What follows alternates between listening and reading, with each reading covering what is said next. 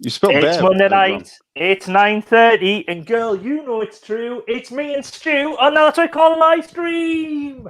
Welcome one, welcome all.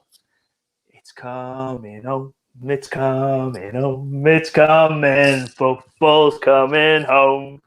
Some of you are trying to escape from football, but it's coming home. Hello, I'm joined once again. We've just lost 3 people. As soon as I sang "It's Coming Home," 3 people have dropped off. So, Stop singing, Neil. Right, I'll stop the singing. I'm joined as always by Nude Colin. I don't know where his sticker's gone. Whitney is some. Oh, I've lost the clicker as well now. Never mind. Whitney, the clicker's out somewhere, and Stu hopefully is here. I am here. Yeah. Thank God for that. Sorry that we weren't here last week again. Busy lives and crap. How did the operation go, by the way? Sorry? How did the operation go to get rid of the genital warts? Yeah. Oh my God, the feet last time and now this. Oh, don't worry, Sharon. There could be feet following later on. So, also, I'm lost already. You'll have to bear with us. I'm a bit unprepared. I've done most of the research last week, and I can't remember what we were talking about. Also, I'm knackered, so bear with. Actually, that's what I was going to do. So the last time we had a live stream, I had there was a comedian who was doing like all the actions. Can you remember that? Yeah. And he was doing the actions to describe a song. And people want us to do it live. So I have practiced and is going to do a live performance. You say people, a couple of us went, wouldn't it be funny if you did it? Well, let's see if you can. So play guess the song.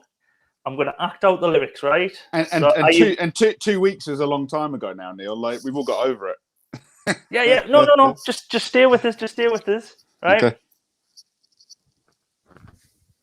Eye, boobs, stirring, fishing. Eye, boobs.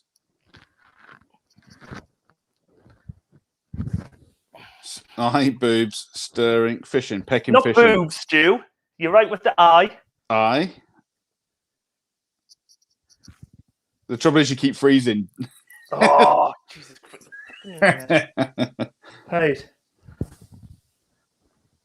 It looks like, what's funny is when you freeze, it always seems to be on the face where you look like you're waiting in surprise for people. Sharon's nearly, Susan's nearly there. I haven't done that in weeks. I feel so fishing. She's got it right. I feel so real. Right. I feel so real by Steve Harrington. Yeah. What album's that on? Sorry? What album's that on? That's on now 10. Okay. You have to specify. Like, I thought we were thinking of like ones from this album that we're doing. Oh no, not this album. Just to be honest, it's going to be any songs. Okay. Anything where you can think of an action to. What did you say? Anything where you can think of an action to it. Yeah, anything I can think of an action to. What I'm going to do, I'm going to put these out as YouTube shorts, so make sure like you share them with your friends. Like, what are you going to do for wet, wet, wet? Just wee myself. No, so I'm going to do these as YouTube shorts, so you can also like get your friends and go, oh, look at this, see if you can guess the song. So make sure you share it amongst them, right? And make them watch it. So if they're like, I don't want to watch, go, no, you need to watch. And not just a little you need to watch. You need to tie them to a chair, lock them in a cellar, and make them watch it again and again and again. And a free T-shirt to anyone who causes the hostage to have Stockholm Syndrome and becomes a stalker of the channel. Okay. There's incentive to hassle your friends with. But yeah, quickly moving along. I'll probably get banned for that now. Stu, do you want to say hello to the chat whilst I give it up? Hello, chat. Who we got in? Right, let's have a look. We've got Blissful. Blissful's in. Was Blissful there last week? I think Blissful missed the last one. I think he did, but welcome back. Yeah, but welcome back. Yeah, good to see that you're still here. Haven't succumbed to the COVID. Laura's in, Sharon's in, Susan's in, Bad Wolf, Laura Eccleston's still in. Who else? Dave the Gent is here. Who else is there? I think there's everyone at the minute that I can see. There must be more people. Oh, Laney's in as well. Must be more people because there's 12 people on the thing. Although my mum's just logged in, she's just told me. So right. So hello everyone, especially if Stu's missed your house. But well, if you're watching the number down at the bottom where it says 12 watching now, if it gets to 13, that'll be me mum joining on.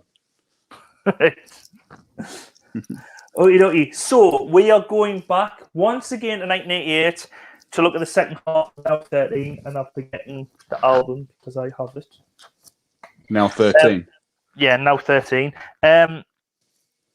So what's your thoughts on the second part of this album, Stu? It's a funny one, isn't it? But I actually quite like this. There's a lot of more kind of dance, like some house kind of music on there. It's a really different album to the other ones that have come before, and there's a couple of little peaches on this one, I think, but also a couple of letdowns. Duran. Oh, I know why they put that on though. Oh, you got something for that? Well, I'll tell you when we get to it. So stay tuned. Stay tuned, all you people. I was looking through the list and I didn't recognise many of the songs like by name, but listening to them, I recognise them. And there's some quite good, and some of the ones that I didn't know as well. I actually quite like them. Yeah. First off, we have Chubby Checker and the Fat Boys with Yo Twist. Yo Twist. Right? Yo Twist. Right? Now, I thought we had this on 7-inch single, but I don't think we did. I think what it was just this part of the album. I think it was just this side of the album. I almost played like the first few songs because like I really liked them. Because I really liked this song back in the day. Because I know we've had a Fat Boy songs when they're done. Oh, it was with the Beach Boys, and it was terrible. But this one, but they made it fun though. The video, didn't they? Yeah. But I quite like this track. I don't know about you. Yeah, no, it's good. Yeah, no, I like this. But a little bit pointless, but I quite like it. Yeah, well, it is pointless. It got to number 2 in the UK charts, only 16 in the US. Obviously, a cover of Chubby Checker's 1960 version of the song, which spawned the dance, the twist. Dance craze. I don't know if I can see is me doing the twist. Oh, look at that. That's class, that. Can't see from the waist down. Oh, groovy move. But that reached number 1 in the US on 2 occasions in 1960 and then 1962 as well. And in 2018, Billboard magazines ranked that version as the greatest number 1 of all time in the US. Right. Yeah. So, but the original version, because that was even a cover, because the original version was by Hank Ballard in the Midnighters, but it was only a B-side. So, yeah. Blissful's just saying he saw this video on MTV Classics last week. Yeah, but it is quite like a cool video. It's weird that more people don't talk about Fat Boys because they were quite good fun. Yeah, you think there'd be more like references to them, wouldn't you? Yeah, because the Hards. Well, I think this was their biggest hit over here. Or did the other one get number 1? I think the other one might have got number 1 in America. Hello, Video Nasties has just come in. Welcome along. Sorry, not Video Nasties, Video Tasties. What am I saying? Sorry about that. Polar opposite. This is better than the Beach Boys crap, but still not Susan's thing. Surprise, surprise. And Laney liked this one. But the video sees the Fat Boys in a typical 1980s, late 80s, early 90s style video. When you see like the pastel colours and the shapes in the background and everything, this is so late 80s, early 90s. Do you not think? Yeah, it's got that kind of look about it, isn't it? Yeah, a bit Saved by the Bell-ish. You know, like the colours is quite Saved by the Bell, and especially when you see like this party scene, because the Beach Boys in this video go like a 1960s high school dance, but even the dance itself looks like something it could have been from Saved by the Bell. Yeah. Yeah, definitely. It's got that kind of even like the pastel colors and the kind of look. It looks like someone's gone in there with like one of those paint run things that you do. Oh yeah, Looks like someone's throwing that like paint dust everywhere. yeah. But yeah, they go back to the party, and then this bloke has a seizure for some reason. Yeah. Don't know what it is. Might have been flashing lights or something. But that's so early 90s as well. I'm positive that's a pager he's got there on his waistband. Yeah. First time I noticed that. Man, that looks and quite also, small I for don't know those why, days, but doesn't it? everyone else is sort of dressed up to go to a party. Bar this one girl who's just in a random bikini. Why not? Not sexist though. It isn't sexist. No, at all. So, what are other people's thoughts on this song? Lainey likes it. Oh, not many. Let us know what you think of the songs when we move on to the second one. And that is We Papa Girl Rappers with We Rule. Did you know this song before listening to this at all, Stu? No, I don't think I did. It's a weird one. I kind of feel like I recognize it, but I wouldn't have picked it out at all. Now, see, for me, this... Yeah. Oh, Sharon's corrected. There were two girls in bikinis. Right, because one... See, that doesn't make it sexist. They went together in matching outfits. Not, like I said, not sexist. There you go. But no, We Rule. This used to be my favorite song on this album when I was younger. I love this song, and I think it's possibly why I played like this part of the album a lot. Yeah. But it's all right. It's quite a funnish song. I wouldn't say it's the best one. And it's the first set of twins on tonight's show. Do you mean the women in the bikinis, or? Yeah. It's a weird one for like I don't know. It's an odd track, I think. Like I do like it and it's quite fun, but I don't know. It just doesn't seem like them. Do you know what I mean? It's yeah.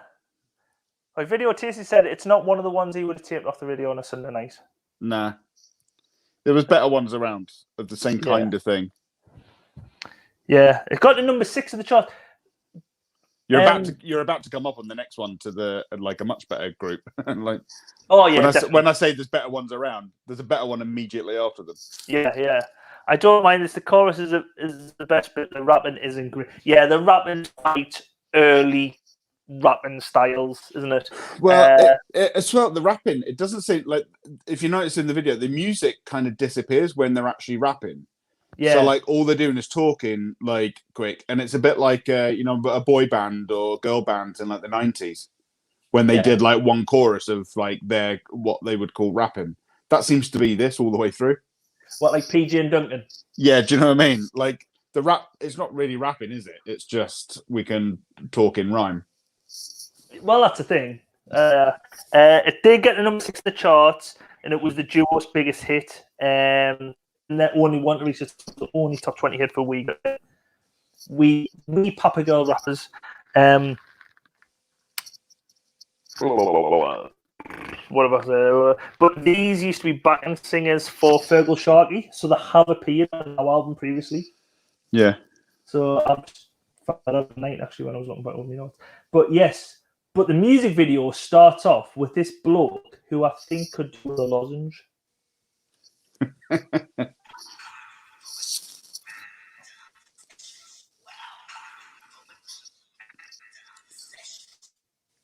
He looks a bit like he looks a bit like Kimbo Slice when he's about to have a fight in the backyard. But yeah, lozenge, and I would highly recommend Jakeman's. Lovely lozenge. If Jakeman's are watching, obviously subscribe to the channel. These are like black tar heroin and that addictive. Obviously, I'm only joking if they're not going to sponsor this, but if they're not, they're absolutely lovely. So there you go. Quick sponsorship. Not going to pay for it though. But yeah, but basically the music video is just are just the girls going around. some Caribbean island. I would say Jamaica, but I think it would be St. Lucia because I think that's where the dad come from. Because We Papa Girl Rappers is like is a French Creole Yeah. saying, So I think, Neil, can you turn yourself off and on again? You keep breaking up. I keep breaking up. Yeah. I love those belt buckles they've got, by the way. They were so 90s. Let me see if I can turn this on. That's a proper belt buckle. That is. It looks like the one on the left that she's bought jeans that are like maybe 15 sizes too big for it, and then put on the biggest belt buckle she can. Yeah. She has that so excited. But it's like she's gone. You have to get on them belt buckles. She looks like Tom Hanks in Big at the end when he goes back into being a kid. And the clothes are the wrong size. Yeah. But yeah, so like you said, moving on from this one on to the next song, are a much better band. Yeah. Yep. Although not one of their much better songs. No. I still do think it's one of the greatest hits, which possibly still got Stay in the Loft. What's in the Loft? What's in the Loft? What's in the Loft? Stay tuned. There is episodes when I know I promise it all the time, but there will be episodes of What's in the Loft. Hopefully before we move when we won't have a loft. Yeah. This was a weird song for me, this one. Yeah, well, obviously it's not the most famous version of Twist and Shout. Because that was the Beatles. Yeah. Even though none of them were number one in the UK with this song. Did these get to number one? No, these didn't get number one. These got number 4 in the UK chart. Again, that was a cover version which was recorded by the Top Notes in the original version was by the Top Notes in 1961. Yeah. But that, I don't know what was released, but it doesn't seem to have chart positions. The Isley Brothers released it in 62, I think. And that got 42 in the UK and 17 in the US. And then in 1964, the Beatles got the number 1 in America. It didn't get number 1 in America. Sorry, it only got number 2 in America, kept the top spot by the Beatles with Can't Buy Me Love. Random. By the Beatles, kept them off the top spot. And the song charted. But this Beatles, I don't think charted in the top 40 with Twist and Shout. It was released over here, and then it eventually got to number 1 in 1993 when it was covered by Shakademus and Pliers. What? What Twist and Shout? Twist and Shout, yeah. I thought you were going to say like Salt and Pepper's Twist and Shout was covered by someone. Kind of that's meta, isn't it? Do you know what I mean? Yeah.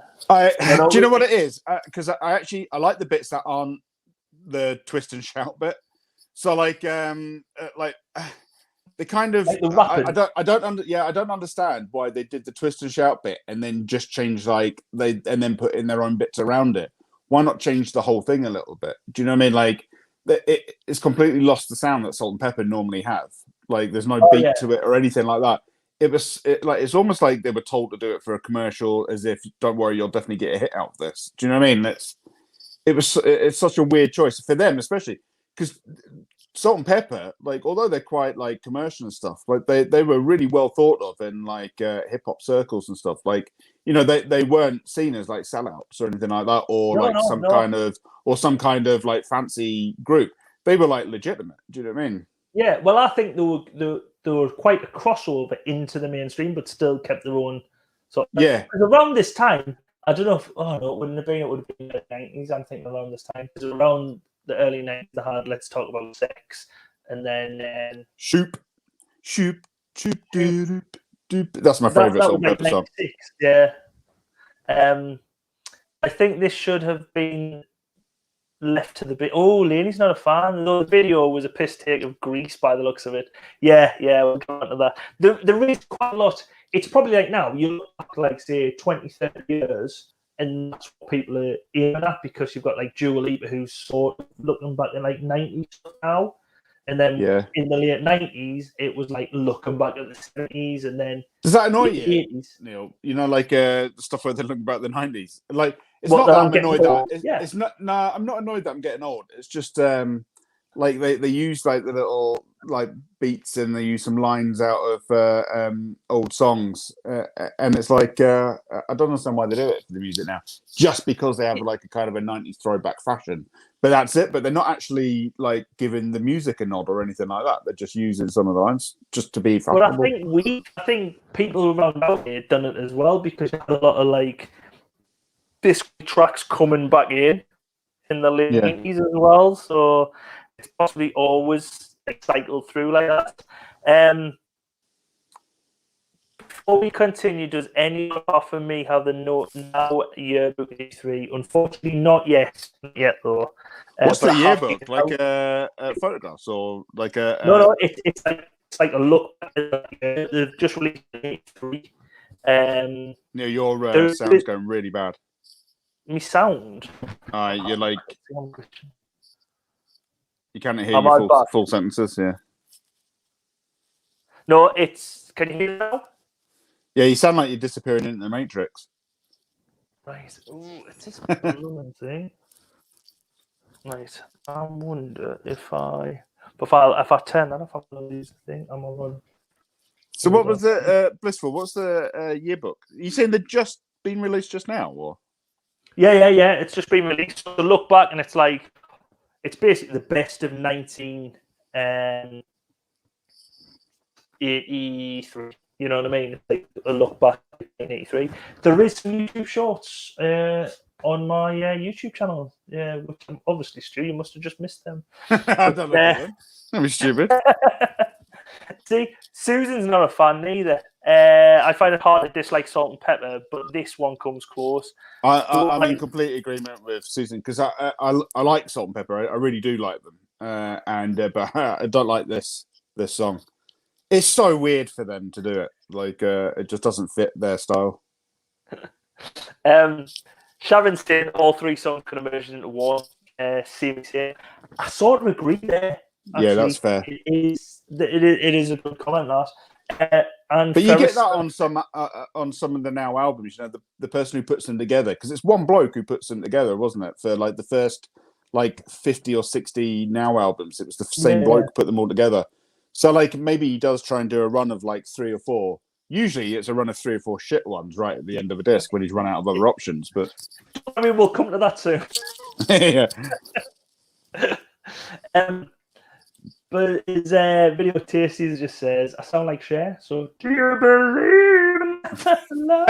You really do, yeah. It sounds like you got an auto-tune and it's still not working. Like Laney said, it is like a throwback video. There's like a tribute band to the Beatles, the Supremes, and they play like pretty teenage kids, but like Grease.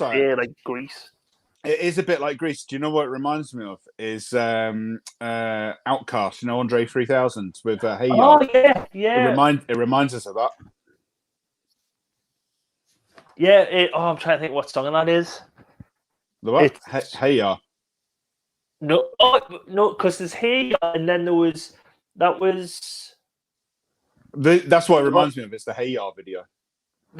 But there's the other video where it's like the roses really smell like ooh. Yeah.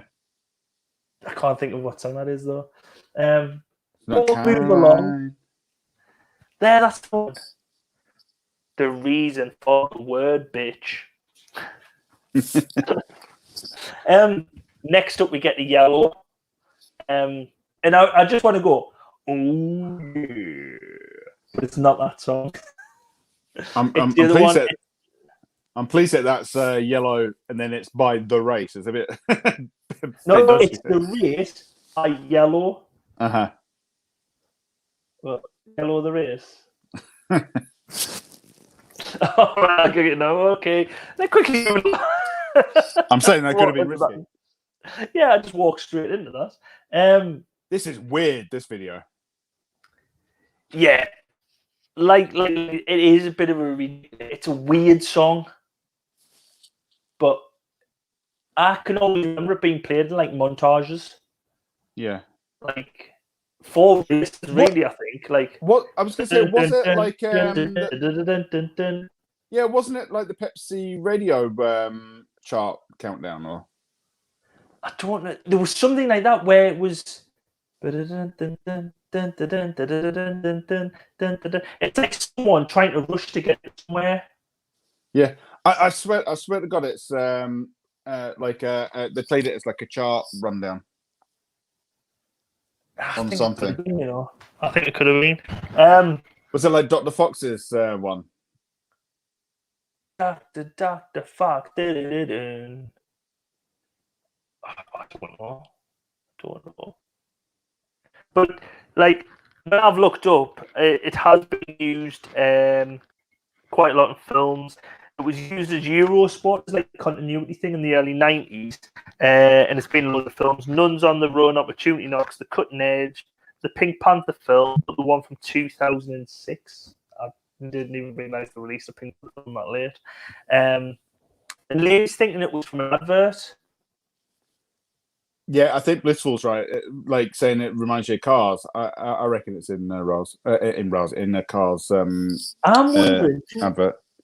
When Blissful said the 2CV and the I don't know if the Citroen 2CV is from Nuns on the Run. That I'm getting that now. I feel like I've heard this song a million times, yet I totally don't recall it in the charts, except I think Stu's right. Someone used it. It's twice we've agreed tonight. What's going on? I know, God.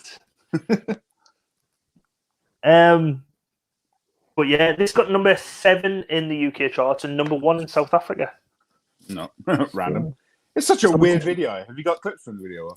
I've got a little bit of clips because it's like a lot of motor racing coming up with this bloke who's either winning trophies or driving and crashing, and then some evil guy. The bloke who looks like Yozza Hughes, like conducting an orchestra. Yeah, you don't know who Yozza Hughes is, do you? I tell you who he reminds me of. This guy is what was that sporty guy? The kids' TV show Sporticus. Oh, from what's that off? Lazy Town? No. Yeah. Was it Lazy Town? Lazy Town, yes. Yeah, that's what it reminds me of. Sporticus from Lazy Town. Didn't he die a couple of years ago? The guy from Lazy Town. Yeah. You can slate them all you want. So you know all that fitness and everything like that didn't do him much good, did it? Yep. I was going to say I'll drink my full fat Coke, but isn't it? Diet Pepsi. But yeah, it is a really weird video where they're like driving around. Yep. See, Susan knows who Yozza Hughes is. I knew it wouldn't be wasted on all you youngsters out there. But yeah, he sort of used like an oversized wrench as like a conductor. Gives a job, yeah. I remember that. Gives a job. Gives a job. Give a job. Gives a job. Oh, I can do that. I can do all things.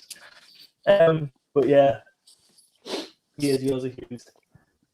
But now we get on to the song, which I would say is the best on here. It's going to be a big shout. Yeah. Well, first, when I saw... You having a laugh? Oh, I love this song.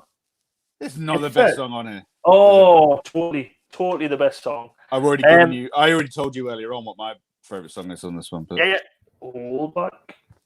I don't know if I've frozen again. Have I froze against you? No, you're still there, but you're constantly freezing, but you're still there. Is that right? Yeah. Yeah. See, Susan likes this. I think this will be Susan's favourite track on here. But when I first saw it on here, Big Fun in a City, I thought it was the band from Stockgate and Walkman called Big Fun with a song called In a City, and I was like, oh, I didn't realise. I was like, I don't really know. And then as soon as I listened to it, I was like, love this track. Best on the second half.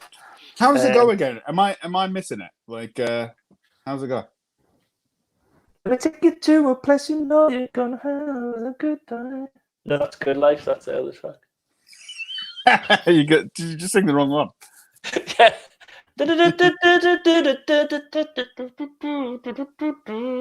Right, tell you what I'm gonna do. No, that's Good Life. That's Good Life. You're still doing it. I'll tell you what I'm gonna do. I'm gonna mute myself and then I'm gonna listen to it on my computer. You Right, keep talking. I'll just mute. Yeah, I'll keep on talking and muddling through. So yeah, like I say, Susan thinks it's a decent track, and Blissful says this track or the next one are possibly contenders for Better For You. I totally agree. This one and the next one. The next one's brilliant, and I know I'm not gonna play a bit of the next one when you're gonna get that. Do not sully this track by so big fun the band. Sorry. But yeah, it got to number 8 in the UK chart. I'm back. I love it. This is a good song. Told you. Yeah, it is a good song. Yeah, but I still don't think it's the best one on it, but it is good. Michelle just said he loves it so much he can't remember it. Exactly. It's a great track. I think we're gonna have a split decision this week. But yeah, it got the number 1 in the US dance charts. But I did used to think In a City were a UK band, but they're from Detroit in the US. And I think I got them mixed up a bit with Soul to Soul. Okay. So I think they were just around the same time. But yeah, Mixed Bag ranked this as one of the best vocal music house anthems in 2018. Yeah. But yeah, I think it's a hell of a track. It's a good one and recognizable. As soon as I put it on there, I heard the first few bits and recognized it straight away. It is good, but I'm still hung off. I don't think it's the best one on the disc. Yeah. Is there much on the video as well? Because we're all about the video on this, Neil. Yeah. Well, the video is people just doing Big Fish, Little Fish cardboard box. Yeah, essentially. Yeah. So if you watch it, and some fancy graphics. If you were watching this, right, if you watched it without the sound on, would you know it was an 80s? Or would you think it was more like kind of early, mid-90s? I would think it looks quite 90s with all the... I think it looks quite 90s. It was quite advanced for its stage. Yeah. Probably a lot of ecstasy being done there. But there's two bits on this thing which I've just noticed now. There's a bloke appears just here that I don't know why on earth he's got his face painted red. Maybe a Darth Maul. And then it's got fancy groping graphics there. It's got what? Now, if you just watch some fancy groping graphics, like, just some graphics which seem to be like. Even the haircuts don't look 80s.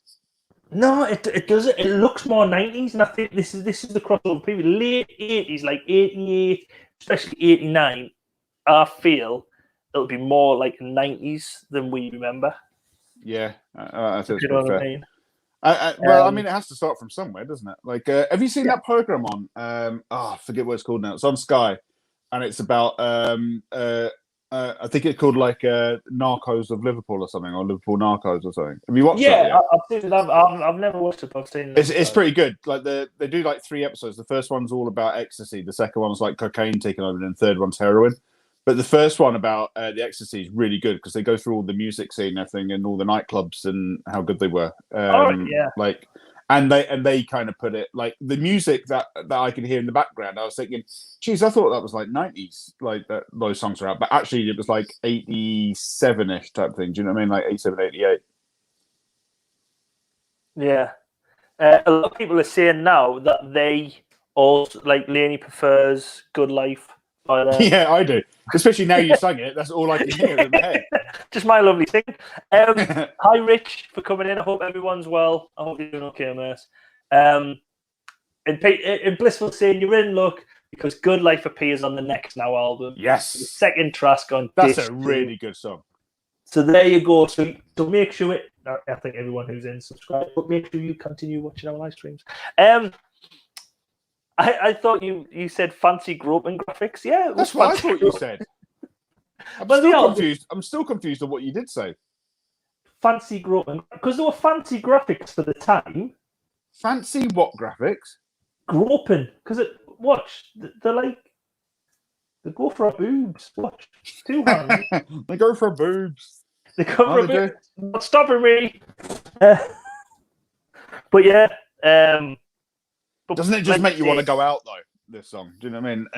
And the video. I think the video and the next one's quite similar, which we'll quickly move on to. It definitely makes you want to go out for a night out. It's one of those songs that make and videos that makes you actually think, yeah, we're gonna have a good night out.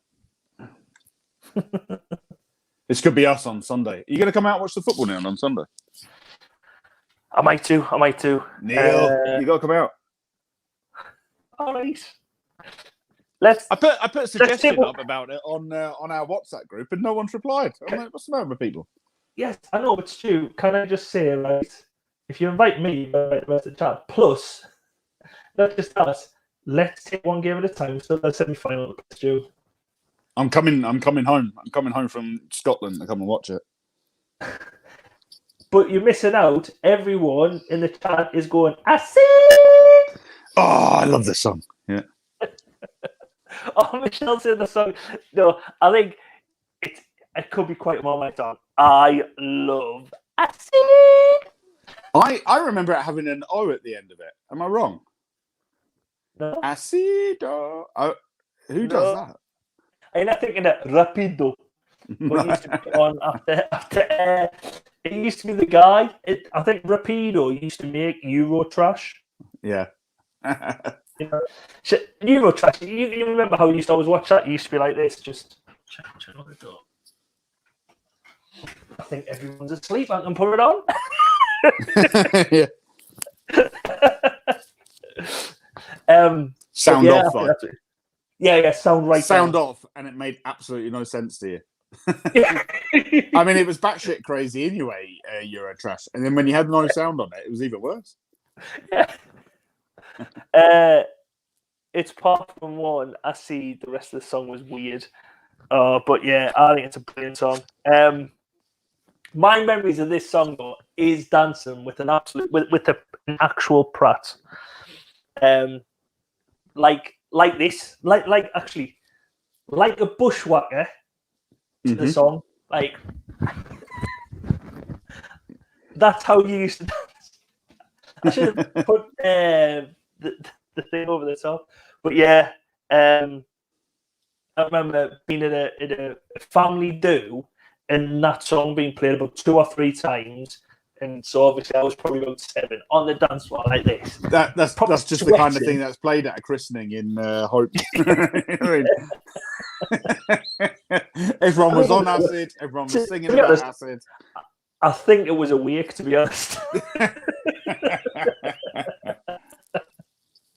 But yeah, like I say, this video is brilliant, and the song. I mean, sorry, Michelle, but this is brilliant. the singer out of it's so unlikely as well, isn't he? He doesn't look like he's ever taken acid. Neil, where have you gone? Sorry? Oh, there's your voice. There you go. I'm saying the bloke on it, he doesn't look like that he's ever taken acid before, does he? He's just doing the dance. No. He doesn't look like he can sing that high. He must have been kicked in the nuts just beforehand. But yeah, this got number 3 in the charts, and it was D-Mob's biggest hit. Like I said, I've never even heard of them. But the BBC banned it from their playlists because it said acid, and it was promoting drug culture, supposedly.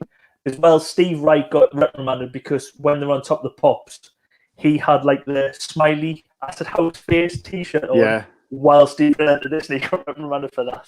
It's so iconic. I saw that face, isn't it? Yeah. What do you mean? The D-Mob that I do smooth moves. What about my smooth moves? What I've just been doing? I've probably frozen the whole time when I was doing them, like. But yeah. Susan's getting political. BBC are twats. BBC are twats.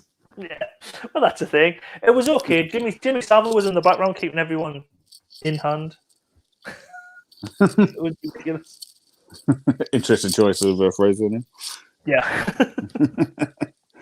And moving on to another club song. However, the BBC lifted the ban by December. Oh, there you go. So It's one of those things where they're probably told it's really bad, so they ban it, and then they go, "Oh no." Don't you think that stuff like that sometimes helps songs, like for the notoriety? Like Eminem was banned from like different channels, wasn't he? And yet everyone like MTV were the one showing it. Yeah, Frank Knows Hollywood got banned and it went to number one. They couldn't play number one, so yeah, the internet is dodgy tonight. So I'll apologise for that. Letters of complaint to Richard Branson. yeah. Yeah. So your moves look like they had a bit of a stutter. Sorry. I'll just do it quickly, see if it comes up again. Matt, still not. You're literally pausing about every 6 seconds. Damn it. Never mind. But yeah, let's move on to the Beatmasters then. I like this one. Burn It Up. Now, I didn't recognise this song.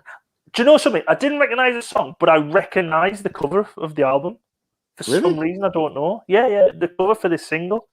I recognise that, but I don't recognise the album. I didn't recognise the song. I didn't recognise the cover, and I wouldn't have known what the song was until I heard it, and then I was like, "Oh yeah, I like this."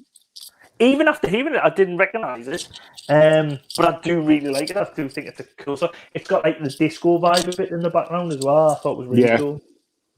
But it was the follow-up hit to "Rock the House," which we looked at, I think, on Now 12.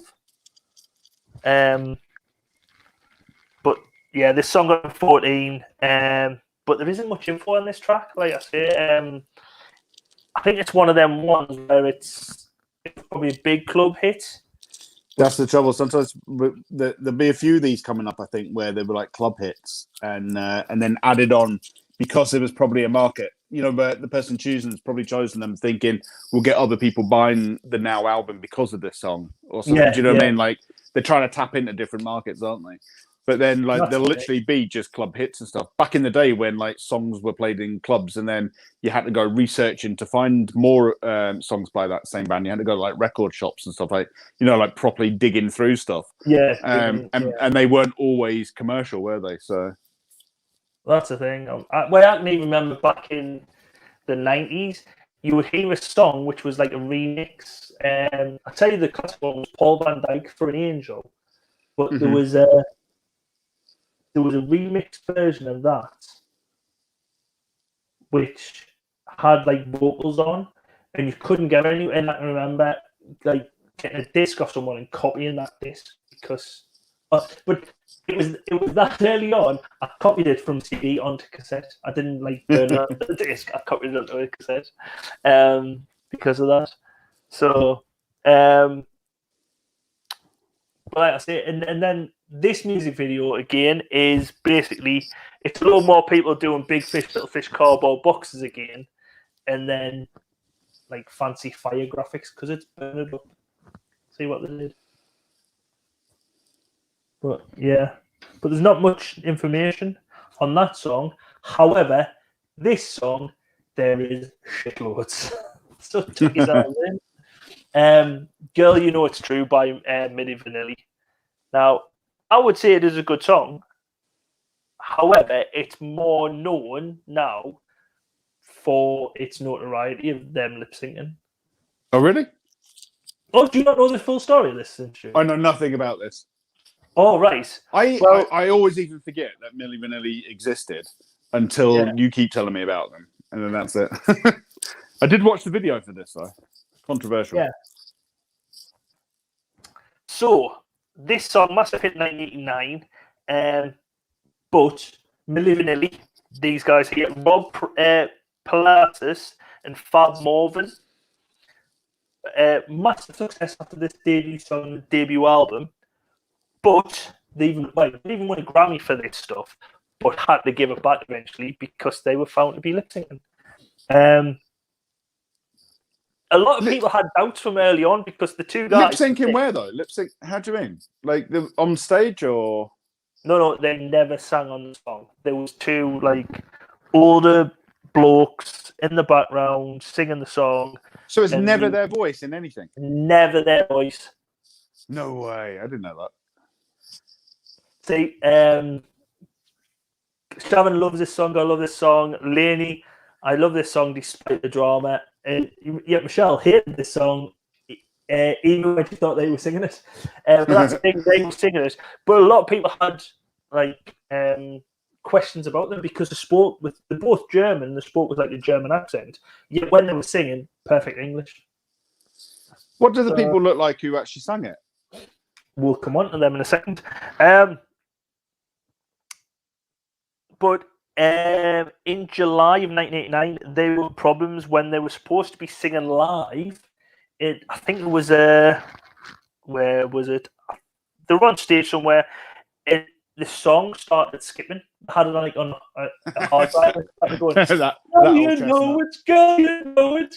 And then it just started skipping like that. So it started skipping and everything, and then one of them ran off stage, like proper crackers ran off stage, and basically got told, "You've got to go back on and just pretend to carry on." You know what I mean? So yeah. So is that how they got caught out? Like they can't deny it for a bit, but then the manager who put all this together turned around and was like, "Yeah, we were doing it. They weren't really the singers on this song," and like admitted to it, and basically sacked them, threw them under the bus. I don't get that, right? Because like they're on stage doing the thing. There's plenty of other bands. Think of like, say, I know it's more honest, but say like the Gorillaz, right? So like it's an animated.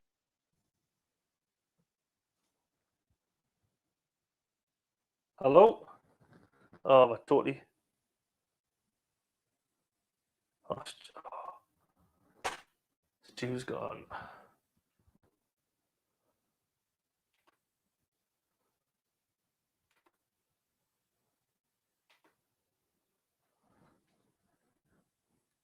Can people still see me?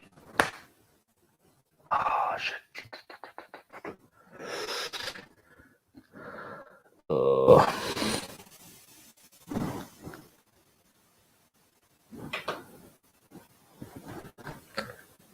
Can you let me know in the chat if you can hear us or not? Oh, here we go. Hey, Stu's. Yes, we can see you. Good. What happened there? I made a really good point. Yeah, you just seem to disappear. Let's just add you back to the stream and then go back to there. And then I was literally just talking. I looked down my screen. Nothing was there. Yeah, well, you thought I was like, hello, and then you disappeared, and I was like, oh, shit, what's happening? Definitely your internet. Yeah, I'll just go through some things what have been said in the chat. I love this song despite the drama. I hate the song. Song is okay, but I can't stand watching those guys in the video. Their hair currently in their faces irritates me, and the stupid extra large shoulder pads. But it was power dressing. It might have been on the way out by this point. Wasn't it the same guy who put together Boney M? I think it could have been. I think it might have been Sharon, yes, who was the manager of this band. The dance moves and the shoulder pads and the short leggings had a lot of drama. And the Joey dance, worst song for me, purely on account that they were lip syncing on other people's songs. I met the woman who was actually in a girl group produced by Frankie Farin. Same producer, her group actually had to sing. No, what? Learn from his mistake. Let's have a look. That's the guy, yeah. We can see you. Yes, we can see you, mate. I guess Stu got hit by a power cut. Can you still? Yes, no, Stu. Right. So we are back. Right. So we're back to where we were. Thanks for sticking with us. But yeah, like I said, Milli Vanilli had held a press conference though when they said, because there was a load of people saying you need to give back the Grammy. So they held a press conference saying, yes, don't worry, we can give back the Grammy. And then started singing at the press conference. Weren't too bad of a singers, to be honest, but with thick German accents. It wasn't like, it was nothing like, we will give you back your Grammy. Girl, you know it's true. I'd refuse to. If I was them, I'd refuse to give it back. Yeah. But yeah. How does that work? Does somebody send you an address, like a return address for you to send it? Or do you just... don't know. Or do you just like symbolically hand it back? But that wasn't even the worst things, because the woman then sued the record company and got together a big litigation lawsuit against the record company to get the money back for any money paid for cassettes and albums and all deals like this. And they were able to, up to a certain date, to claim back any money for that. Anyone who went to live performances, done the same, were able to claim money back because they'd been like conned out the money. A ridiculous lawsuit. Right, where did you hear up to on my rant that I went on that got cut out? I never heard a single word of it. Okay, right. My point was, if you get like there's plenty of other bands who use like, you know, a different personality to do their songs. So like Gorillaz have like an animation, right? What's the difference? I know that it's more honest, like for other bands to do it, but with Milli Vanilli, all they did was just not tell the truth about it. I think it was a sex appeal, though. What? I think it was the sex appeal in these guys. It's when you look at Meatloaf. Do you know Meatloaf? I'm trying to think of the song. Not back out. I'll do anything for love. Yeah. No, the music video for that there's like a model in, and you can raise me up and you can let me down. She sings this whole bit with like a gruff voice and everything. She's from like Washington. She's from like down the road from us. It isn't the woman in the video. She was put in. She was a model. It wasn't her singing. It was a lass from Washington. Right. If it turned out right that you would that if you were doing this live stream, right, and you were actually using a far better looking person, just to anybody other than yourself in there. Like, hold on, for a minute. Wait, anyone really? Just anyone? Just anyone else? Just put anyone in. Other than your own face on there. Like, who would complain? I wouldn't give a shit, and I don't care that Milli Vanilli they weren't the people either. All right. Maybe I just don't feel duped because I wasn't listening to it at the time, I suppose. But again, Right on Time. Was it Right on Time? Yeah, I think it's Right on Time. You know, that wasn't the model in the video who goes like it. With that big hair and everything. It isn't her. Great. So, Michelle said she would have demanded a refund as well. Fair enough. For this live stream? I didn't know we charged. I just remember there's an argument coming up that there were the more successful. These were the more successful worldwide. That's a difference. Yeah, Right on Time. What a classic. It's fair enough. I totally agree. Not fair in the middle, I guess because it's not. I guess it's the dishonesty that's a bad thing. But like, if you just had an alternate front for a group, I wouldn't think it was a problem. But yeah, but when I was saying about the refund, there was an estimated 10 million buyers of the album. Oh, Jesus, that's a lot of money. But out of that, what was going to be wrote for their second album actually did get released as The Moment of Truth by the real Milli Vanilli. Nice. Now, basically, the guys on the outside, so the guy in the black with the glasses, then you've got the other older guy with the glasses, they, I think, were the main singers. Other people in the middle are just still eye candy. So they've done exactly the same thing again. They did exactly the same thing again, apart from like, yeah, we're the singers, these are just old backing dancers. So yeah, even the guy in the middle, a lot of journalists at the time were like, well, you've just picked him because he looks slightly like Rob and Fab from Milli Vanilli. So yeah. The guy on the far left looks like he runs a dodgy call center. You know what I mean? Yeah. He's a fraud all the way. Right on Time, what a classic, yeah, but totally not how the video makes no sense to me. The difference, the same with the woman, yeah, that's what I've just said, Lainey. The woman in the Meatloaf video is from up here, is from the northeast. I'm positive she's from Washington. Kay, my wife, once seen her at the local hotel when she was like there for some sort of like I think it was a Christmas party or whatever, but she was singing there. Was she advertised herself as being like Meatloaf's back singer, or?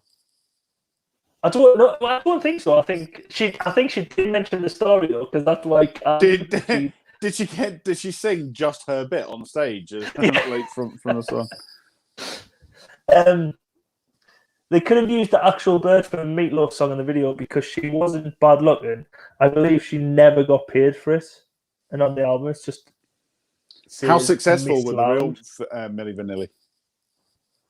I don't think they had a really good success. I never looked into Interesting that. that they didn't get any grief. Like, why did the two people get grief that were pretending and not the people who put up the lie? I don't know, Stu. I don't know. I'm outraged by this whole thing. I told you there's a big story behind this. Milli Vanilli, though, were named Milli Vanilli because the manager, the guy that Frank Foreign, his girlfriend at the time, name was Millie, and he liked the name how scritty Politti sounded, so he rhymed Millie with Vanilli, and that's the only reason Milli Vanilli were called Milli Vanilli, because of Milli Vanilli scritty Politti, and that's it. That's ridiculous. The guy on the right looks like someone like recognizable. I can't think who. The guy on the right, our right, with the glasses. Yeah. The sunglasses on the not. Yeah, he looks like he should be famous. Do you know what I mean? He does look like he's a bad guy on something like Miami Vice. What's in the middle? Is that is it a man or a woman right in the middle? It's got to be a man, right? Which one? It's a man in the middle. Right. Maybe it's That's my screen. I can't see very. I'm on a tiny screen. Okay. But this actual song, Girl You Know It's True, was #1 in Austria, Germany, Greece, Spain, and the US. Got to #3 in the UK, and was the 8th best-selling song in 1989 in the US. That's how big it was. A massive song at the time, and that's why it caused controversy. The music video is basically just the band and Rob and Fab dancing around. But when they dance, they sort of remind us of Jedward.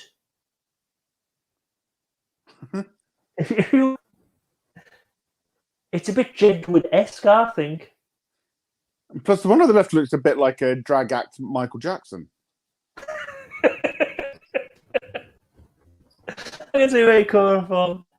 The tiniest legs. Look at how skinny the legs are compared to the rest of it.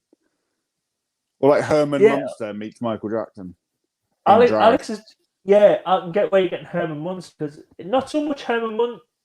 I'm thinking of the dinosaurs, the dinosaurs who had the big shoulders. Yeah. But I know what you mean by Herman Munster as well, the big shoulder pads. Alex is just saying, she was on, the woman who sang Meatloaf's song was on The Voice. It just shows her how singing careers. Like, she never had. Shooty Jedward on Milli Vanilli-esque. They came there. Well, okay. But they sang their own songs, Jedward. So you've got to give them credit for that. God, Jesus. But yeah, as well, this video's got a weird bit in it, because one of these is basically totally controlling his girlfriend. Yeah, but I'm glad you put this bit on. I was going to send you a clip of this earlier. Yeah. Just watch this. It's like, you're not leaving, you bitch. Come here, kiss. Get off us! Tracy, come back. Get back here, Tracy. Fuck off, Rob. I don't want to see you anymore. Go away. What's great is it's still freezing, so you're doing the voiceover, and we're just getting like little screenshots. It's a bit weird. It's always that it was mental, and the worst thing was, she stays with him at the end of the video. Some women will never learn. He doesn't love you. He's going to control. It was a different time. But that's a music video. Surely you don't put your worst bits of your relationship in a music video. But it seems like it's been going quite a while. But it is only the halfway. Oh, that's a bit missed out.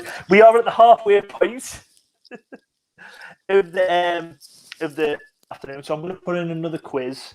Why have you put Steve Bruce on there? Wait, they'll all become clear. So after after the last show, we had a lot of people in the side chat who were speaking loads and loads and went crazy for the feet.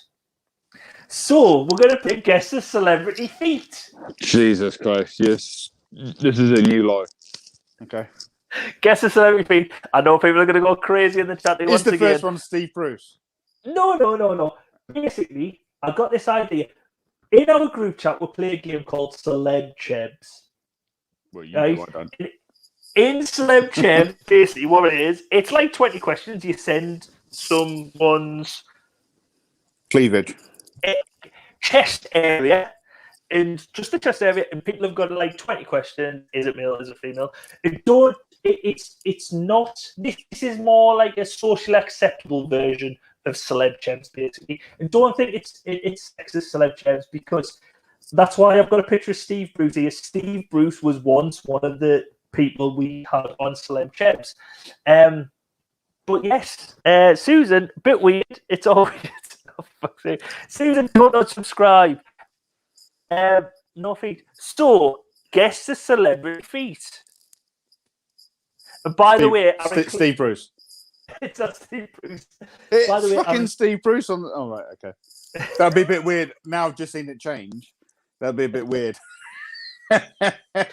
So I Anita. included this one because Reseller was in the other week, and he said the feet I showed didn't have bunions on. You want to see, but so I've included the one with bunions, massive bunions, huge bunions. Is it Sunita? It's not Sunita. I'd rather see Celeb Chebs than Celeb Feet. Wait, what? Give It's me not Mel Bean either. Have we got clues? What year is this from? Like, what kind of era? Oh, it's a recent one. Oh. Her husband has appeared on our live streams, not as a live guest, but his songs have appeared on our live stream. I was going to say, that doesn't look like my sister-in-law's feet. It's not Rihanna. She's older than Rihanna, shall we say. Older than Whitney Houston. She's still alive as well. Tina Turner? Her husband isn't. It's not Tina Turner. If Chris Tyler was on here, he would be able to tell you it's not Tina Turner straight away. I don't know. I give up.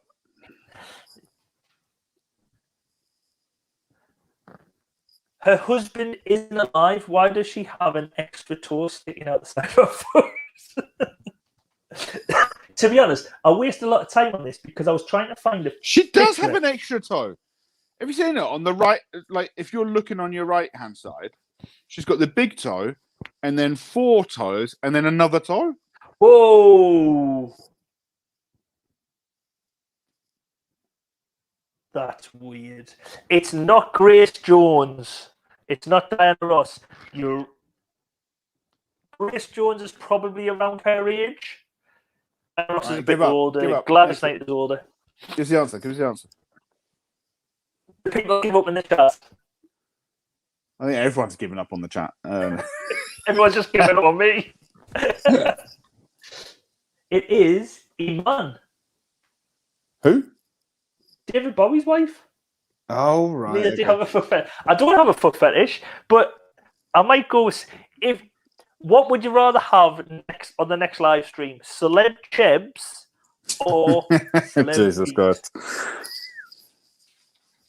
I'll leave that in the chat as we move along. Or can we make it a bit more friendly? We can have Celeb Bulge. Wait, we've already had Celeb Bulge. We had Barry Bulge the other week. And just because it's Celeb Chebs. Jesus, what was that? Stop it. Just because. Oh, Jesus, I'm going to sneeze again. It's like a budgie's having CPR. I'd rather have quality control. That's unlikely. What was I going to say? I can't even remember now. 2 seconds, I'm going to blow my nose. 2 seconds. Get it off the screen. Why are we getting left with this? Right, we can still hear you blowing your nose. Has he forgotten his... No, but we can hear it, which is worse. You know, you can just mute your microphone for a second. Jesus.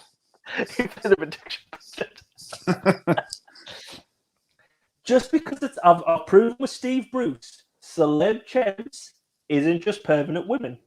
It's also permanent men, like Steve Bruce. With this level 42, can I just check? Have you got like many slides on like the video or anything like that? No. Can we just skip on? Because this is one of the worst level 42 songs, and I like level 42, and this upsets me because it's terrible. Well, it relates to our last live stream when you said there's a lot of like godly, like religious songs, hands and heaven in my hands. Yeah, that's all it links to. Other than that, Lady it's just would terrible. rather I brought back shit lookalikes. Well, you might be in luck because I have one, I think, this week. Maybe two. Yeah, Hands in Heaven. I didn't recognise this song, but again, it's just another it's not good at all. 60 pop crap. Oh, there you go, little foot still churning them out. Move on, please. Yeah, but skip. This one, the beginning of this song though, sounds like it could have been off like Mexico '86, like the World Cup coverage.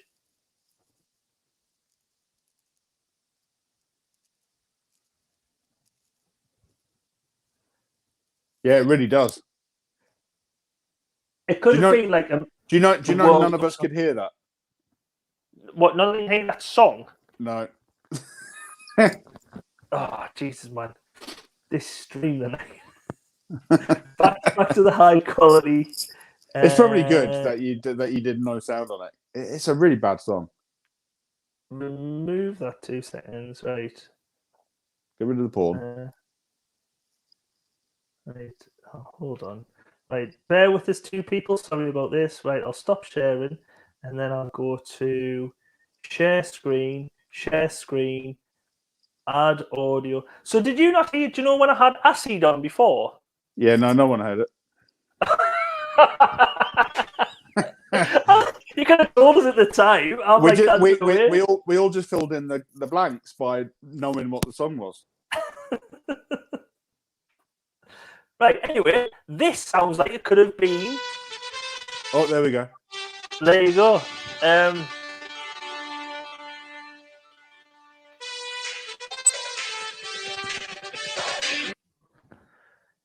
Yeah. Have you ever watched?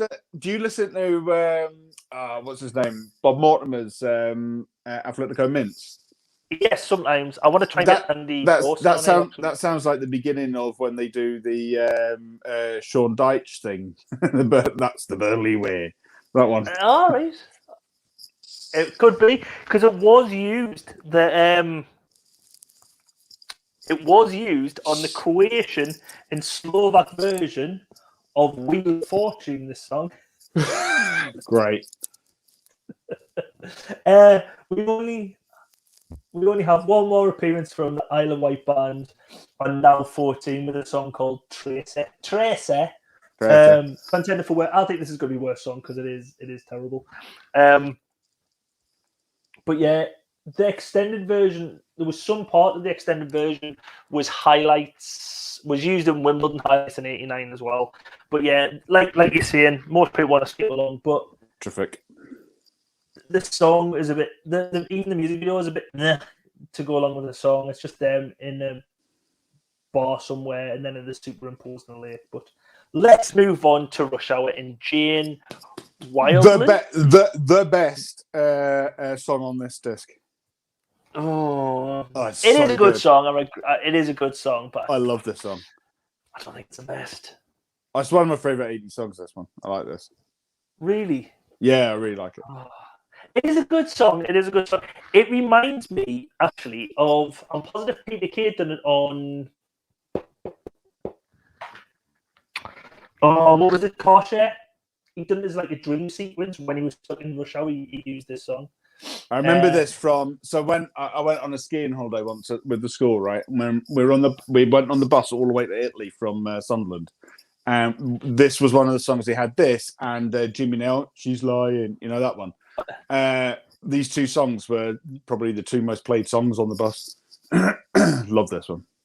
Yeah, Nick's just come in. Hello, Nick. Evening all, love this track. So Nick's a massive fan of this track. The Dolphin was great.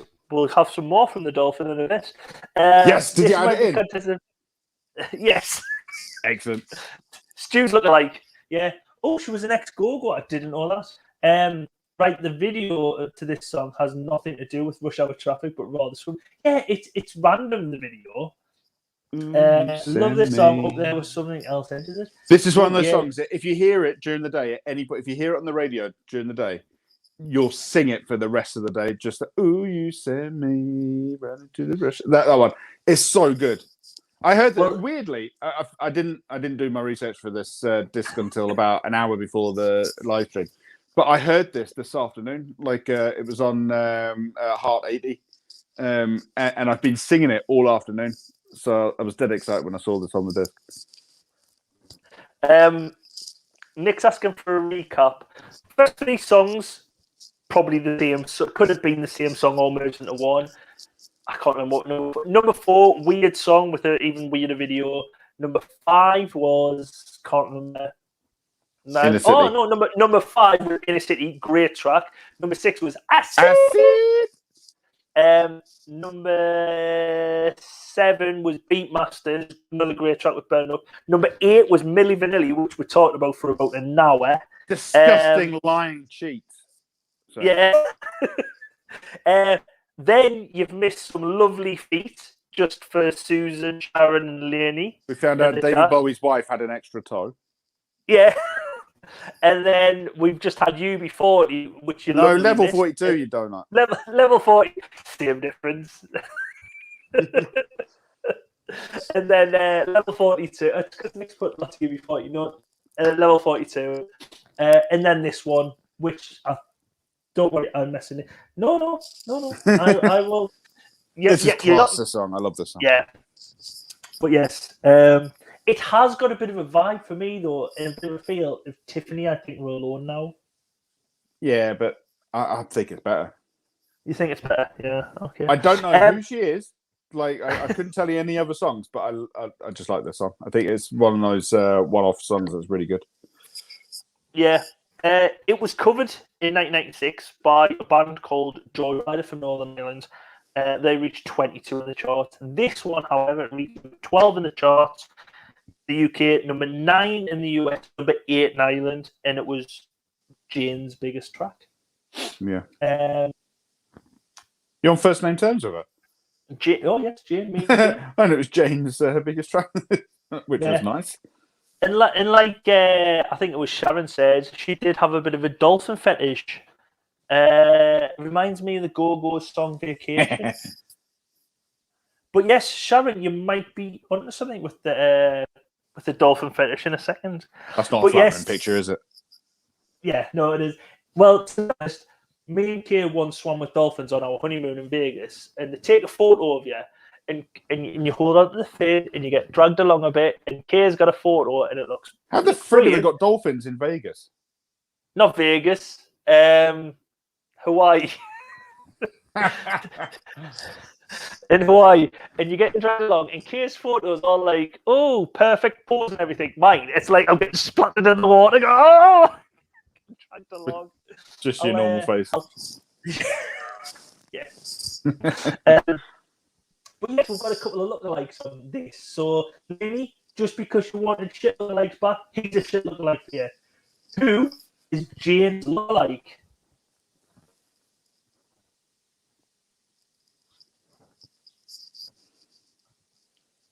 No one knows this.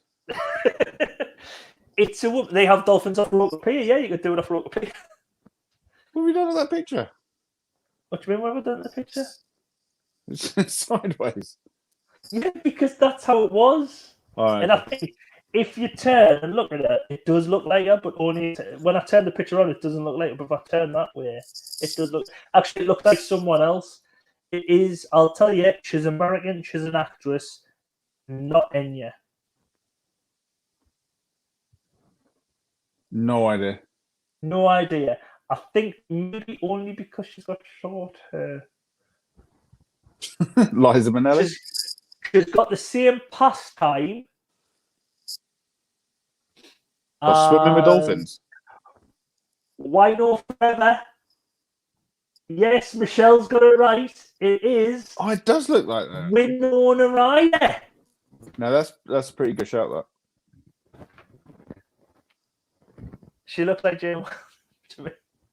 Is that one of them weird pictures where you turn upside down and the person the other way?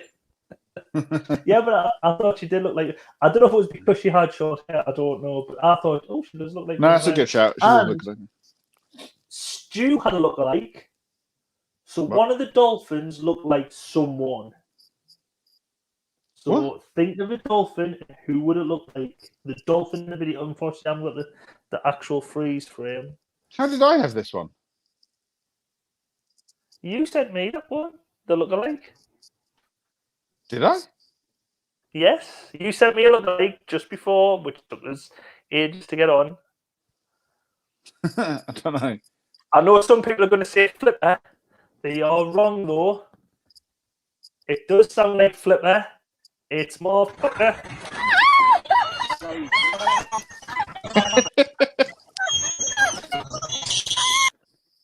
Again, your videos stagger.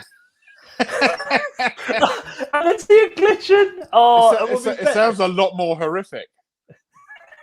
We're getting like a slow motion view of the dolphin humping her, and then her screaming in agony. She is laughing and enjoying it. Quickly moving along, this bloody internet.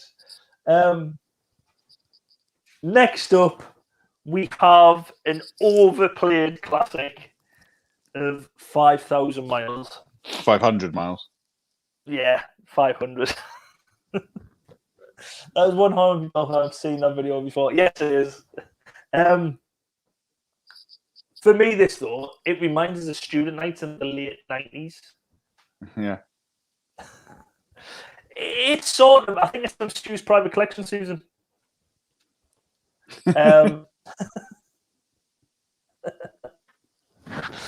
Wait, Nick, you missed out on all the perspective stuff and Steve Bruce's boobs, so we'll have to give you something for being late.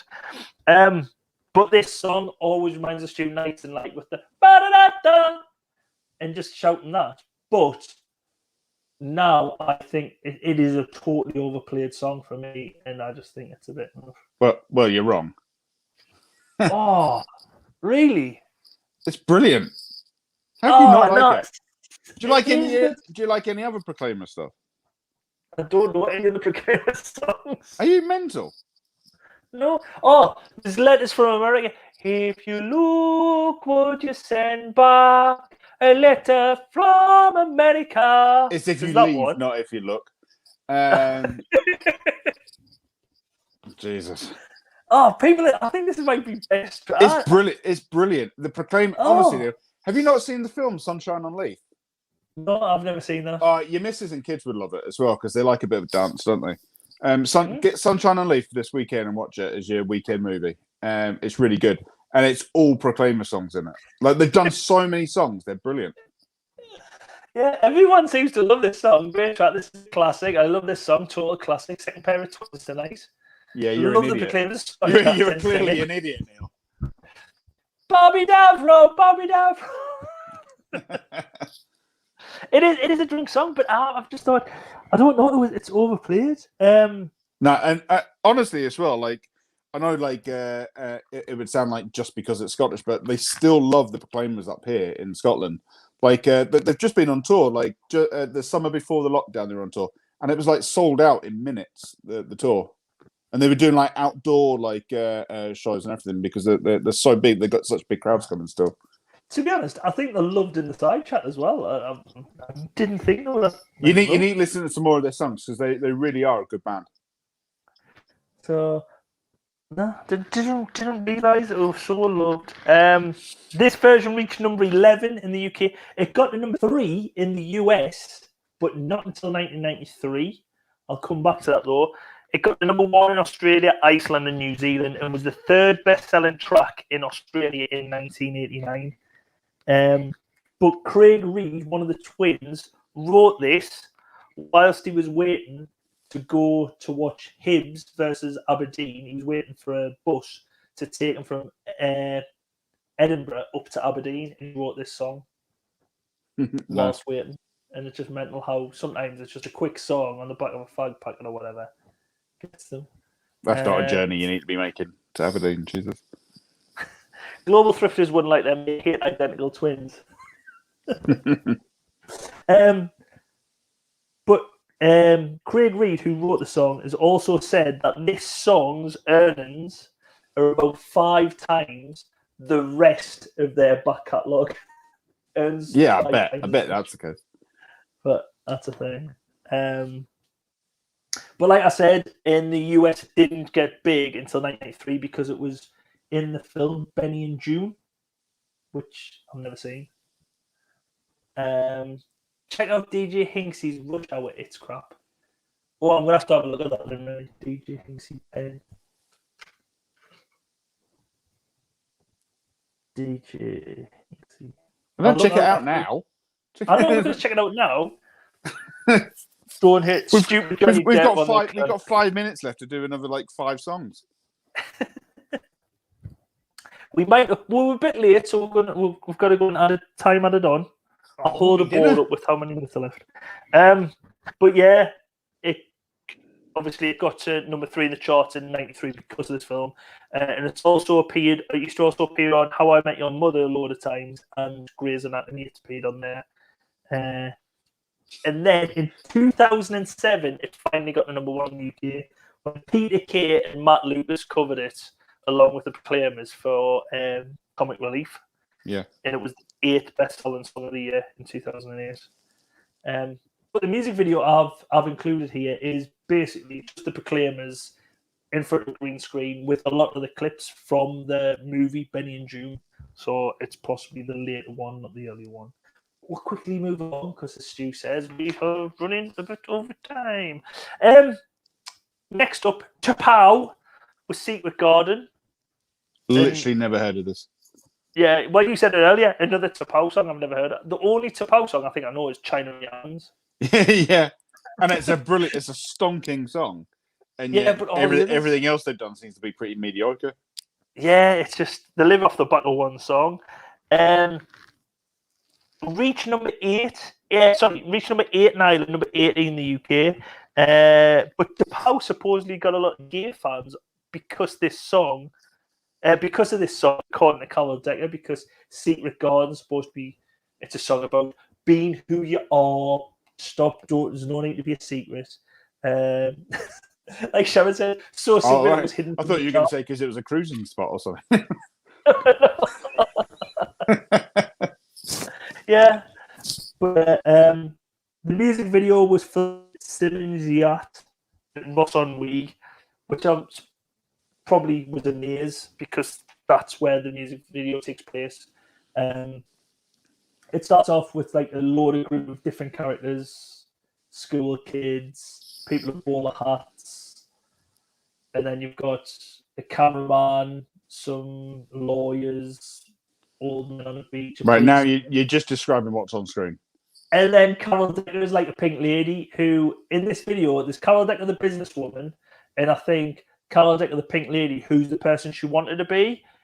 And the person she wanted to be was a dick because she goes in, she bullies a lollipop person, she nicks some, what you call it? Ross on Wee. Where's that? Ross on Wye, then it's not my area. Let It All Fall is Good by Chapow from '99. I'll have to check that out. I think I know that, and when you mentioned it, I'll probably know it when I listen to it. But yeah, this video is arty-farty crap as well. So we'll move along because Chapow. This starts to get confusing. The next 3 tracks, you go, I want your love, I don't want your love. Love is all that matters. Make up your frigging mind. This guy who's done this to put this album together. He knows what he's been doing with I want your love and then I don't want your love. You know what I mean? That's why he's done this. He knows what he's been doing. This is brilliant, by the way. Oh, I love this song originally. But I don't know if I love this song because I love the song or I love the song because of Wendy James. I don't think I'd ever heard this before and didn't know the group, but when I listened to it, it was brilliant. I thought it was really good. Yeah. See, Susan said it's great track placement. In America, Secret Garden is sometimes a euphemism referred to a woman's vagina. Well, What? if you come up, Secret Garden is a euphemism for a woman's vagina. I missed something there. I was like, what? No, I was reading something on my computer screen and just heard you talking about vaginas. I was like, well. I'll always bring someone down. No, there's a place when you off the A1, it's Team Valley. You come off there before you turn up Team Valley.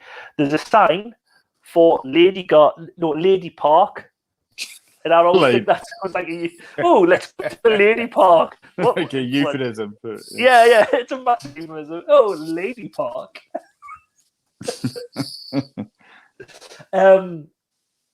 Lady loves the track. Susan can't stand it.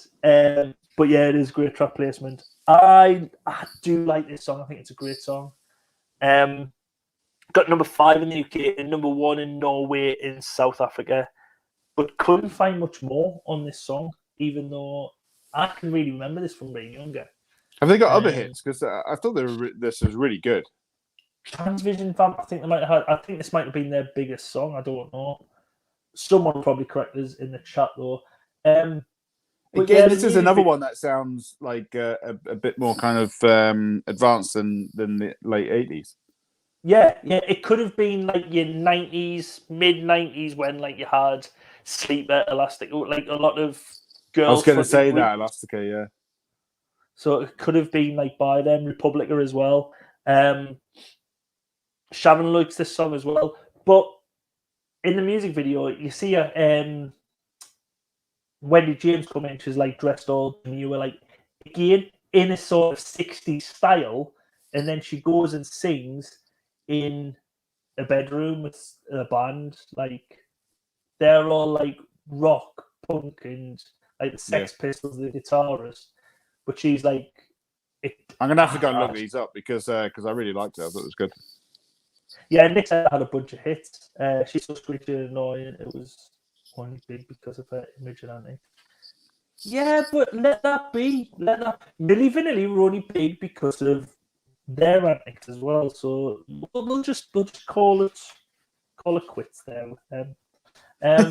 So let's move on from that to Duran Duran. Oh, this is bad. This is really bad.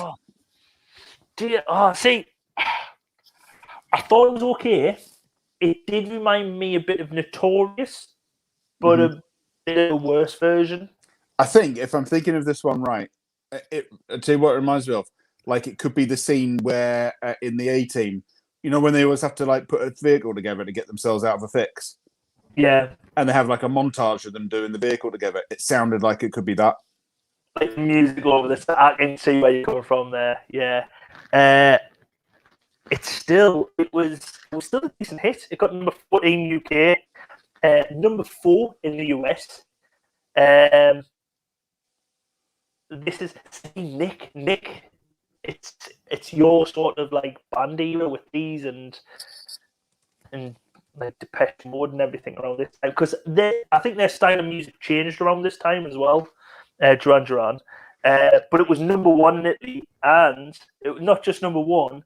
But it was the best-selling song of the year in 1988 in Italy, this song, which is mental, really. But again, not much. I've put on here, it's a bit of a filler track. I didn't think it was like a bit there. But then you've got, that's why music is so good, because it's all about personal taste. Nick thinks it's good, and me think it's nah. Well, I think it's me. You think it's terrible. But the music video, again, it's one of the Duran Duran arty farty crops where they're basically in a courtroom drama with like loads of people arguing, lawyers, press, photographers, still have time to put like sexy model women in there with all their videos. It's a still of Duran Duran, but yeah. Apart from it's nothing new from them, though, is it? Do you know what I mean? That's what. It's a bit like they've had all their good stuff, and then this is a bit boring. Yeah. But you say that about these, the next song is also, you could say that about Human League as well, because this song, I didn't recognise the song, and I thought it was a bit. I didn't like it. There's one part about this song which I think sounds like Alexander O'Neill's "Criticise."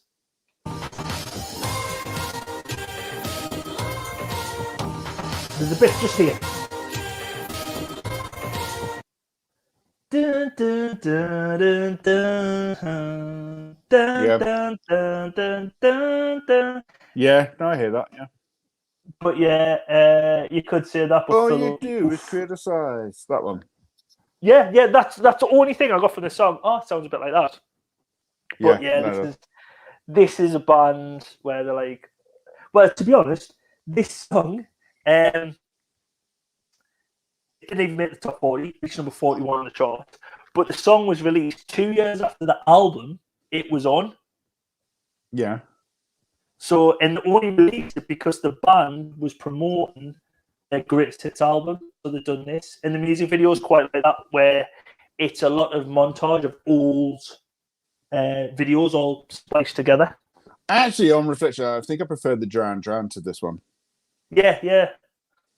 Like two bands, kind of similar kind of stage of career stuff. Do you know what I mean? And I think I like this. I think I like Duran Duran more. You're right, exactly right with that, because around like mid to late 90s, they seem to come back around a couple of hits as well, because I know Human League had a bit of a resurgence around that time. And Nick just said it's just a promotion single for the Best Of album. Yeah. But that's the thing. But Nick's saying about Duran Duran, it's nowhere near their best, but still a good tune. Yeah, I agree with that. I think them. it's easily recognisable as Duran Duran, and it's kind of it's solid enough, but it's just nothing new or entertaining. I don't think it's not that catchy. Yeah, it's a bit.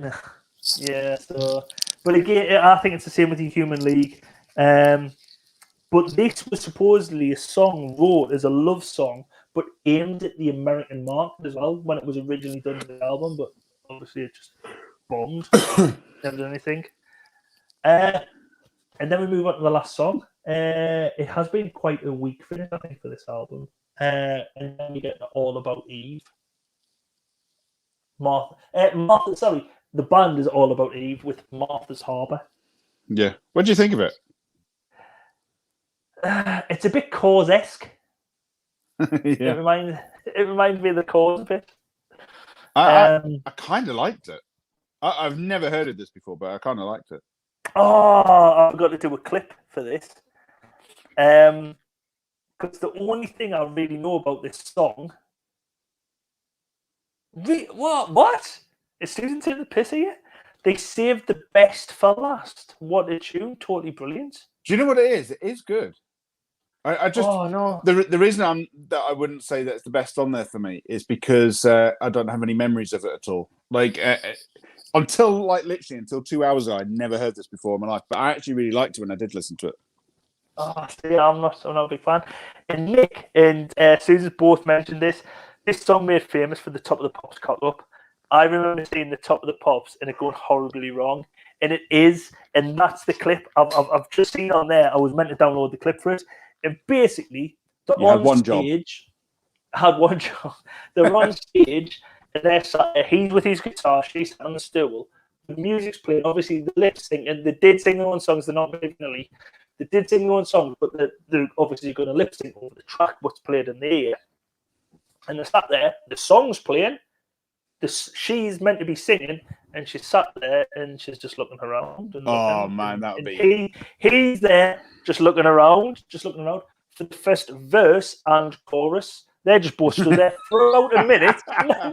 It's not even like, I'll try this. It isn't until the second verse kicks in that they start singing. But because of that, they were invited back the next week. You could try and front it out and just say you were being like ironic or something. Do you know what I mean? Yeah. It was a protest because they wouldn't let me sing live, but it wasn't. It's a bit like was it Stone Roses and what's what's his name? Twisting my melon, man. Feels like, Bez. What Happy Oh, Mondays. John Ryder. So the Happy Mondays when they were about to go on Top of the Pops, and they had Stone Roses were on, and they were in awe of like Stone Roses, and but they were upset that they weren't going to be allowed to do it live. So they actually had an agreement before they went on that they were going to swap over. But I think it was more the Happy Mondays who were happy to do the swap. So they were going to like do each other's instruments and swap bands completely for the songs. And see, because it was all just like lip syncing, they were just going to do it like that. I don't think the Stone Roses were as keen, but I don't know if Oasis done something similar where Noel stood at the microphone and they did, yeah. They did, yeah. Yeah, they swapped over. As a protest because they want to sing live. But yeah, these got back on. Like I said, it did feel sorry for them because they did start singing. Well, miming. During the first, I think she was a beautiful voice in the studio BBC and made that mime along. If I listen to this more, and I think because I listened to 2 or 3 of their songs when I heard this one like a couple of hours ago, I quickly listened to a couple of other songs that I really like the sound. And I think that they're one of those bands that if you knew them, like you would put this as one of the best songs on the album. Yeah, well, I'm positive all about Eve. When you had a look at the band, they seem to have a lot of history. I just don't think they were massive. And I was thinking Nirvana done something similar, something we'd on Top of the Pops too. Yeah. But yeah, this song eventually got number 10 in the UK chart. Was the band's biggest hit, and it was their only top 20 hit. But it didn't have an official. I couldn't find an official music video for it as well. So there you go. Wasn't there a couple of Pebble Mill was? Oh, it was my favorite waste of time. Who was that?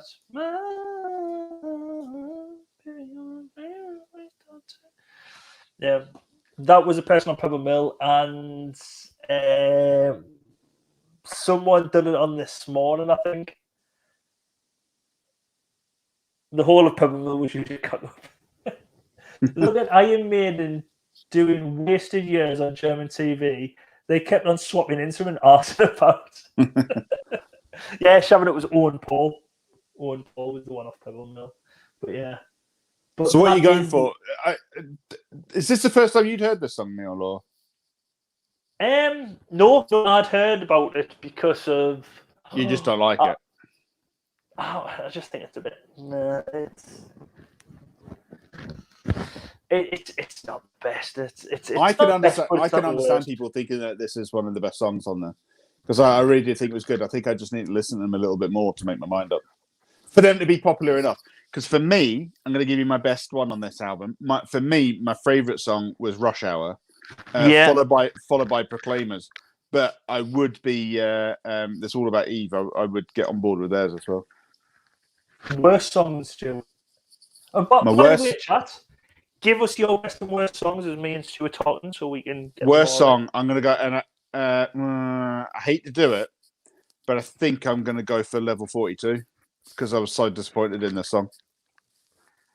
I'm going to agree with Level 42 and say it's the worst song. It is. It's apart from it sounding like Mexico 86.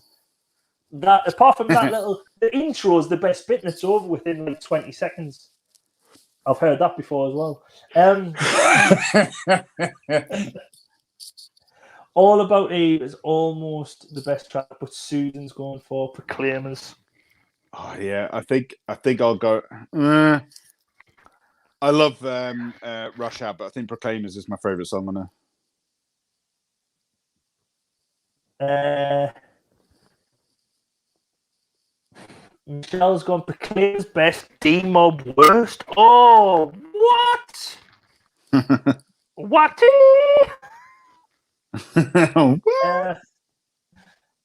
Let's have a look. It's going too fast. I'm not. Best song. Best song. Yellow the Race. Yeah, Nick's gone for best as Jane Wheedlin. Yeah, and worst is Fat Boys. Oh, I said I like Fat Boys. There's a lot of crap in this song. I'm going to say, what? Oh, well, I'm going to put my best in, and that's Inner City with Big Fun. It's a surprising one, that All About Eve. Yeah, best song Proclaimers. I really liked it. Like, I'd be happy with that one even because I really liked it. But I didn't think it because I've never really heard of it before. I didn't know everyone else would be so like up for it. Like, I didn't think it was a big thing. I'm definitely going to listen to now, though. Oh, Alex has gone all about Eva's best song. I'm gonna have to have a proper listen to that. I'm making a Spotify playlist of it as I speak. Oh, I took it off. Oh, so I think is that everyone? You have to love that one. Lady, what was your bet? Did Lady pick a best song or not? I don't remember if she did. Did I miss? Worst song, Yellow. Best song Proclaimers, yeah. Go and have a proper listen all about Eve. I think I'm going to have to. There you go, right? On Spotify, All About Eve. So one song's the Martha's Harbour's got 2 million downloads on it. The next biggest downloaded one is only 400,000 people. Not many people know them, so that's why I'm surprised that it was so like everyone liked it in the chat. But I do really like them. Like Sharon stuck with the worst song. I think that's the only person we haven't heard from yet. So if you hurry up and pick it, it could decide it. If it's going to be level 42 or Acid, you could make them the worst song of the week. If it's another song, you could bring that into the fold. So come on, we'll give you a countdown. 100, 99, 88. I'm not going to do that. Do you know some of the movies that were out this year now? There's some really good movies out. Die Hard, the first Die Hard came out in 1988. Haven't seen it all this through. Rain Man was out. Roger Rabbit. Roger Rabbit was out this year. Oh, Roger Rabbit was so like it's like the Mississippi Burning. That's a quality film. Mississippi Burning. Gene Hackman in it. Beetlejuice came out this year, and Naked Gun. Which Naked Gun one came out this year? Was it not the first Naked Gun? Yeah, and Twins. Twins was out this year as well. Oh, brilliant movie. Some really good movies that year. Yeah. But, Big was out this year. With the girl with the trousers. Coming to America. Oh, yeah. What a year for movies. Phil Collins played the title role in Buster as well. There you go. Thanks, Blissful. Yes. It was a hell of a year for movies. It was a good year for movies. And also WrestleMania. WrestleMania 4. Plaza. Nice. That was a good one. So who won? Did you say? So the winner are the Proclaimers. Nice. With I'm Going to Be 500 Miles. And the worst song with Sharon's late vote for Yellow the Race is Yellow the Race. Acid, which I can't believe that's a brilliant song. And Heaven in My Hands, level 42. 3 really bad songs. There you go. Well, nice. 2 really bad songs. Apart from Acid is a brilliant song. But yes, Proclaimers got best song. Nice. Well played. I'm actually happy for a winner for once. So yes, so thank you everyone for coming. Thanks. Hopefully, fingers crossed, we will be back next week. I'm going to try my best. We will be, but I'll have some more look from Sunday. Oh, is it Sunday? The finals on Sunday, isn't it? Oh, right. Are you going to take a sneaky day off on the Monday? Oh, yeah, because everyone at work watches this, man, on back. Just calling sick on the Monday. Yeah. Yes, next week we are on to spring of now 1989, moving into the last year of the 80s with now 14. So hopefully we'll see you all there next week. Soon telling you to listen to more Proclaimers. Don't worry, I'm on the case. I'm going to get him listening to Sunshine on Leith this week. Like the film. Yeah. It's so good. I'll have to try and watch the film Sunshine on Leith, especially with the kids. But yes, if you're wanting to take part, I've got a few people lined up, and I need to speak to a few people about lining them up. But now 14 next week. Hopefully see you there. Obviously, I'm on TikTok as well now. Yay! Got 700 and odd people, and you don't see his dances, so don't worry. So yeah, all the links are below and all that jazz. But Yes, You thank need to advertise your OnlyFans page as well. OnlyFans with loads of feet. Mm. Just your gnarly Bruce's hair, chibs. your gnarly hairy toes on there. Yeah. Also, okay, I will try my best. But yes, thanks everyone for coming. Hopefully, we'll see you all next week. And if you haven't already, click the like button, give us a few more likes. It supposedly helps. But thank you, and we'll see you next week. See you later. Goodbye.